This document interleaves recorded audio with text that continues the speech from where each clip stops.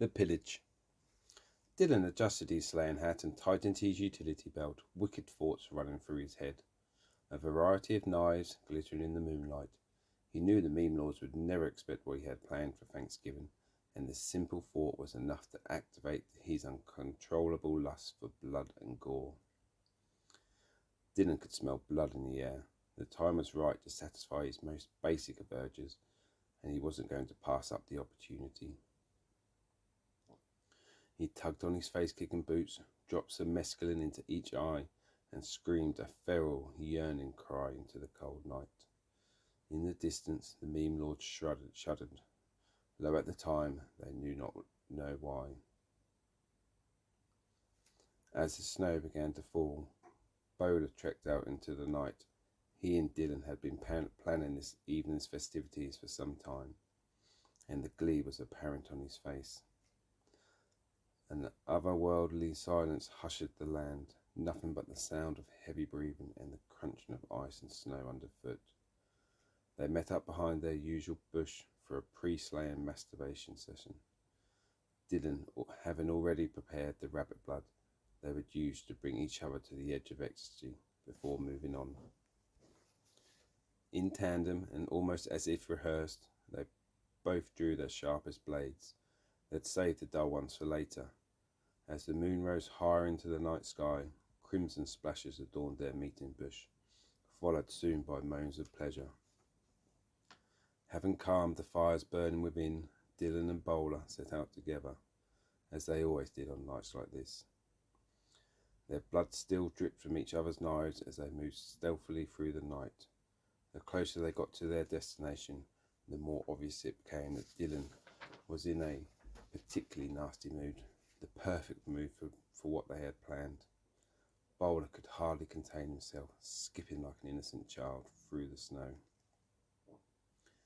It had been minutes, perhaps even hours, but Dylan had lost all sensuality and time as the mescaline coursed through his veins. He knew it didn't matter anyhow, not tonight, as they had come upon their destination. Both of their erections came to full attention. The realization that this would be even better than anticipated dawned on them simultaneously as they looked upon the house of their first victim. Their targets seemed to be throwing some sort of party. Little did they know that as they sipped their ciders and nibbled their sugar cookies, their imminent demise was prowling up to them that very moment. The house was aglow with decorations, and a gentle Christmas jingle wafted through the silent night. Dylan and Bowler looked to each other and nodded in unison, an unspoken tradition that signals the start of the hunt. They knew the time was right. As they began to stand from their squatted hidden positions behind the tree line, the back door opened. Exo walked out, laughing drunkenly. "Just gonna write my name in the snow. I'll be right back," he called to his fellow party guests. As Exo approached their hiding spot, Dylan motioned for them to stay put as he drew a metal skewer from his utility belt. Bowler waited with bated breath to see what his pillaged partner had in mind. Exo giggled to himself, knowing full well he wasn't planning on relieving his bladder. Rather, he sought a different type of pleasure.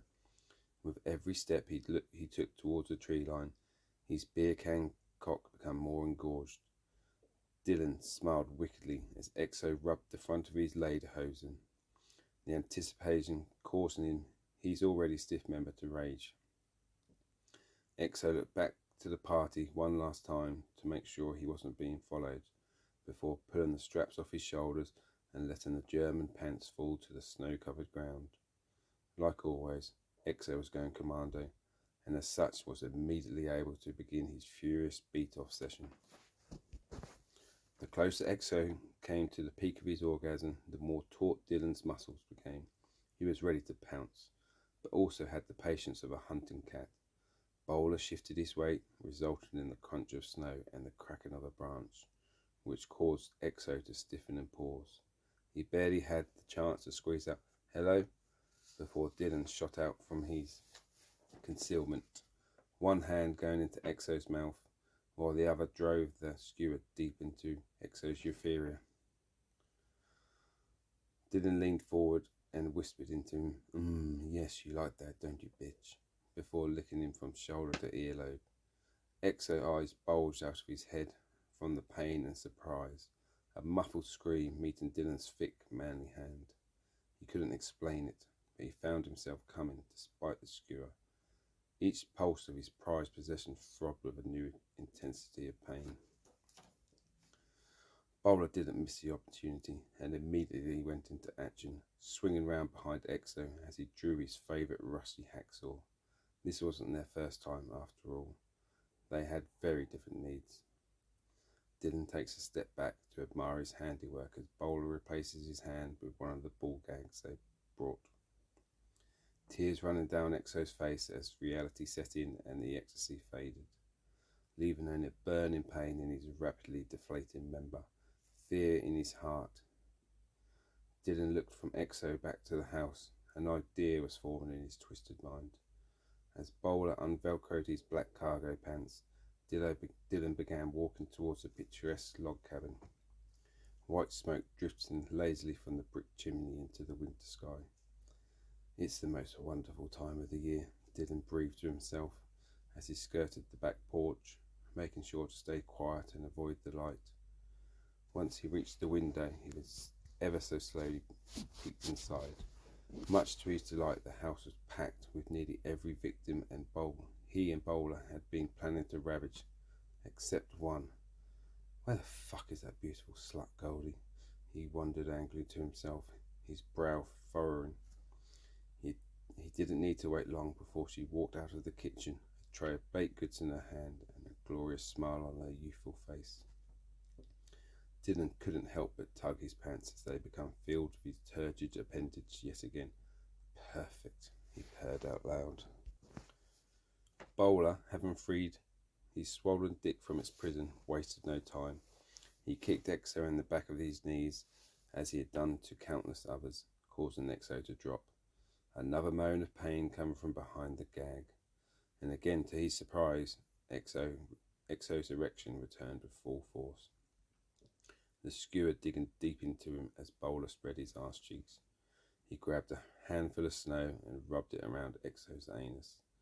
A shrill squeal escaped from the confines of the ball, and Exo found himself thinking about Rudolph the Red-Nosed Reindeer suddenly. The thought was stricken from his mind as a searing pain replaced the frozen feel of snow. Bowler now deep inside him. As Bowler pounded away relentlessly, the echo of flesh slapping made its way to Dylan, who simply smirked. He had more important things to worry about after all. As Dylan's plans finished forming in his mind's eye, Bowler repositioned himself. To an onlooker, it would seem like a normal reach around. It was not. The rusty hacksaw in hand, Bowler drilled Exo from behind, waiting for the perfect moment. It wasn't long before Exo began to spasm, an orgasm the likes he had never experienced shot through his body like lightning. Now, Bowler screamed to himself internally. The hacksaw began moving in rhythm with his thrust, Exo's tightening pussy bringing him to the edge of glory. A long, drawn-out scream exploded from Exo, such that not even the ball gag could prevent it from escaping. Dylan's head snapped back to the tree line, where he had left Bowler with his new toy, 1,000 grisly images running through his thoughts. Back in the bushes, sanguine and semen mixed together, painting the ground with a holiday cheer. Exo couldn't comprehend what was happening and promptly passed out, his head landing solidly on a nearby rock. As soon as his cock finished deflating, it wetly slipped from Exo's poop chute. Bowler stood up, wiped his hands on Exo's hair and spit on him, as was his ritual, before moving to the dismembered organ. Since you like cock so much, he mumbled to himself as he picked up the best part of Exo.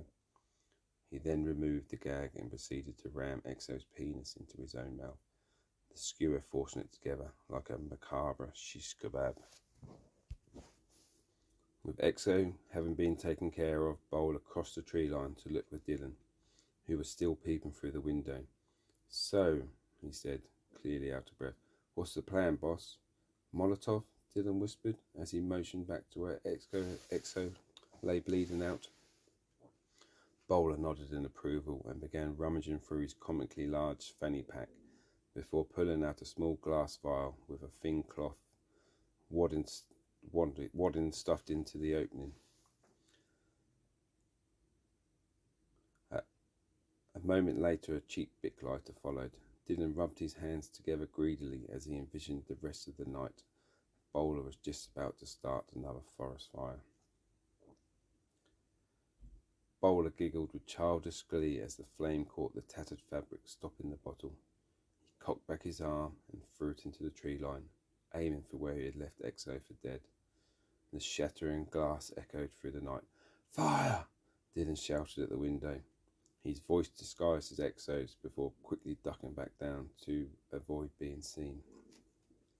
A bright glow was coming from the forest when the partygoers began rushing outside, unaware they were playing directly into Dylan's dastardly scheme. As the chaos ensued, Bowler and Dylan made their way around the house to the front door, which, much to their delight, had been left unlocked. As the guests scrambled to put out the fire, Bowler and Dylan snuck inside, each taking a different room in their upstairs portion of the cabin. Dylan had been here before, so he knew exactly which room belonged to his obsession, Goldie, as well as where she kept her soiled panties. Nothing wrong with an appetizer, Dylan thought to himself before grabbing her most recently discarded undergarments. He proceeded to put them on his face, akin to the skin masks more traditional burgers use, taking care to place the stinkiest part of the fabric against his nose. After several deep, slow breaths, a familiar calm overtook him. A blood-curdling scream shattered the still night as Sissy had discovered Exo's body while helping the others put out the fire. League, Bolt, Goldie, King, Sem and Brad gathered around once they were sure they had taken care of the immediate threat. The air was heavy with smoke and the cries of sorrow escaping from the mouths of Exo's friends. "What the fucking fuck?" shouted King. "I knew Exo was kinky, but this?" exclaimed Brad. Sissy and Goldie exchanged worried glances with Sem, while King and League knelt beside Exo's burnt and mangled body. They knew all too well what was happening here. It's not like this was the first time after all. League looked up from Exo to the group and asked, "Should we call the police? An ambulance?" Before coming too choked up to speak further. "We need to get back inside. Now," Sem said forcefully. Goldie and Sissy nodded, fear playing on their faces. What was just moments ago a fantastic and joyous party had suddenly turned into something out of a horror film.